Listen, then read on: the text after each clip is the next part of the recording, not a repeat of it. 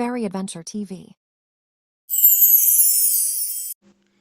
کہیں بہت دور جادو کی ایک سرزمین تھی جس کا نام ایلوویرا تھا۔ یہ جگہ انسانوں سے بالکل الگ تھی۔ یہاں نہ بادشاہ تھے نہ شہزادیاں، صرف پریاں تھیں۔ ہر پری کے پاس ایک خاص جادو ہوتا تھا۔ کوئی ہوا سے باتیں کرتی، کوئی پھول کھلاتی، کوئی گاتی تو کوئی بارش برساتی۔ مگر ان سب پریوں میں سے ایک ایسی بھی تھی جو سب سے الگ تھی۔ اس کا نام تھا کورین پری۔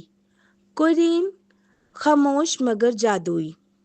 کورین نہ گاتی تھی، نہ ناچتی، نہ اڑتی تھی جیسے باقی ساری پریاں تھیں۔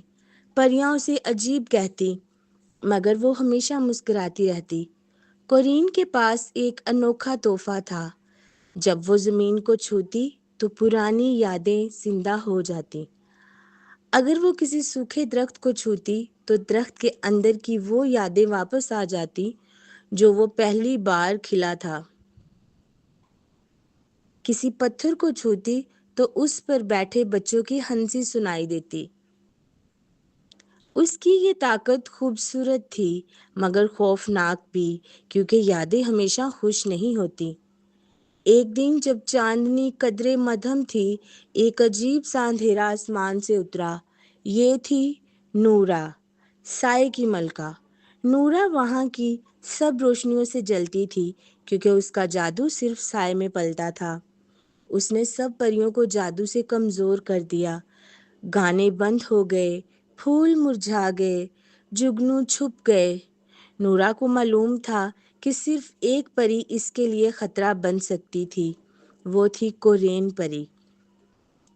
کیونکہ کورین کی روشنی عام روشنی نہ تھی، وہ دل کی روشنی تھی، یادوں کی روشنی تھی۔ کورین کو ایک نورا نے اسے قید کر لیا گیا، جہاں نہ آواز تھی، نہ رنگ، نہ خواب۔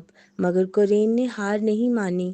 اس نے اپنی سب سے عزیز یاد، اپنی بچپن کی پہلی ہنسی، سب ایک جگنو کی روشنی میں تبدیل کر دی۔ وہ جگنو اڑتا اڑتا ایلوویرا پہنچا۔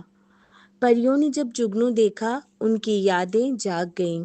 کسی کو اپنی پہلی اڑان یاد آئی، کسی کو اپنی سہیلی کی آواز، کسی کو بچپن کی ہنسی۔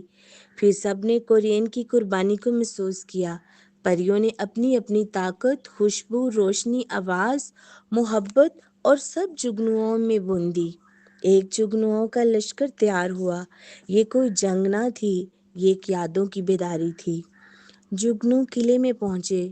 نورا نے غصے میں آسمان کو کالے بادلوں سے بھر دیا، مگر کورین نے آنکھ بند کی اور اپنی سب سے آخری یاد، ایک خواب جس میں سب پریاں ہنس رہی تھی، قربان کر دی۔